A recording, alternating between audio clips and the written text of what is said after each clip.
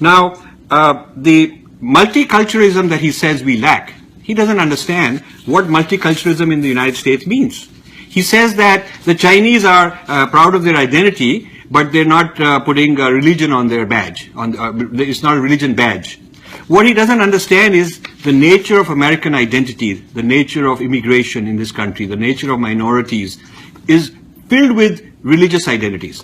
All you have to do is go for the Irish Day Parade and St. Patrick's all over. You go for the Italian Americans. You go for the Jewish Americans have events. The Muslim Americans have events. The Hispanic Americans are extremely Christian. So the idea of religion is a very important part of identity formation in the United States. And as far as the Chinese are concerned, the Chinese were brought in as indentured laborers, and they were kind of almost like slaves many decades ago. And the Chinese were told that if you Christianize, there'll be less prejudice against you. So the Chinese in America Christianized on a large scale, but generations later, the prejudice did not go away. It only went away in the last 10, 15 years in the United States because of China's economic might and political might. So it's the economic and political clout that helped the Chinese not becoming Christians. So the solution he's recommending to help Indians is not something that the Chinese used effectively. In fact, if Christianizing would solve problems, then why are there all these problems in Latin America? Why are there problems facing African Americans in this country? I mean, if Christianizing would solve their human rights problems and their status in the world and their status everywhere, why would there be so much prejudice today within a Christian society against racial minorities? And why wouldn't people like him first go to, right next to Princeton, which is a very prestigious elite town, right next to it is Trenton, which is, a lot of minorities, racial minorities, they're all Christians, but they're facing such a lot of prejudice. Even in the town I live in, Princeton, a good number of people, about 20% or maybe even more, are from Latin America. They are from Guatemala, Mexico. They do odd jobs. They work in gas stations. They provide the labor kind of class. They're all Christians, okay? But they have not been integrated. They have not been given the rights like he's championing in India, okay? There is no quota for them. There is no quota for them. So this idea of how he intends to solve the problems by converting people into Christianity is actually bogus. It's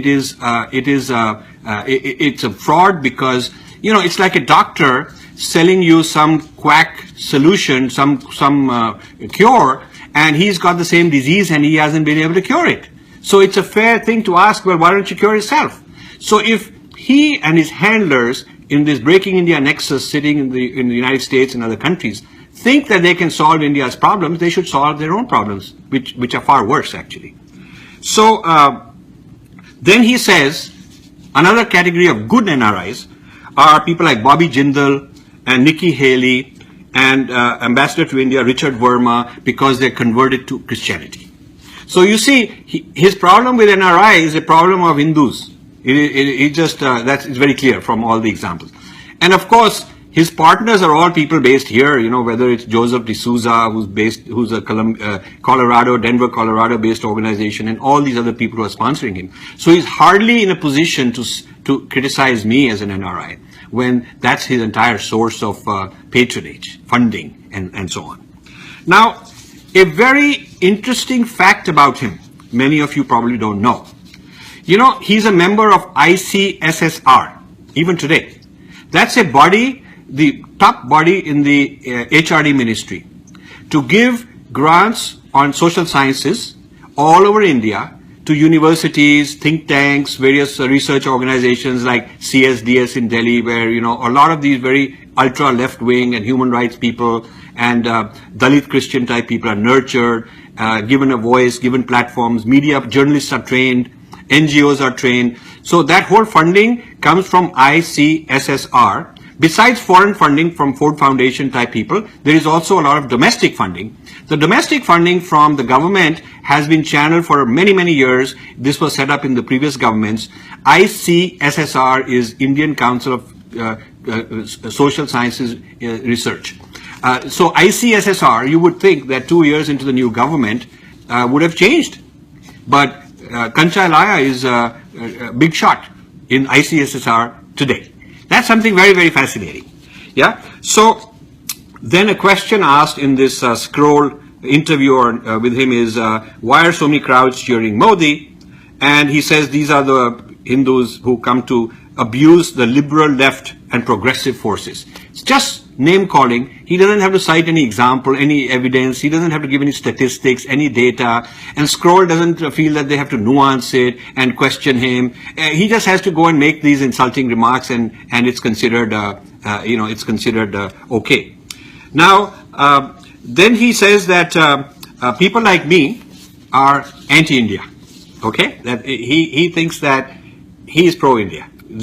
And all this big network he's created are actually the saviors of India, because according to their ideology, they are the ones who are saving India, and it'll be a post-Hindu India. In his eyes, that'll be the great India, and Hinduism will be dead. So since I'm somebody who's protecting and defending Hinduism, I'm anti-India, because the India in his eyes is not Bharatvarsh. It is not based on Sanatana Dharma. It is a kind of Christianized India. और हमारे देश के लिए अगर सबसे बड़ी एक समाज की मन में एक आवश्यकता है, तो हमारी सोसाइटी हिस्ट्री कॉन्शियस होनी चाहिए. इतिहास को भुला देने वाली समाज व्यवस्था नहीं होनी चाहिए.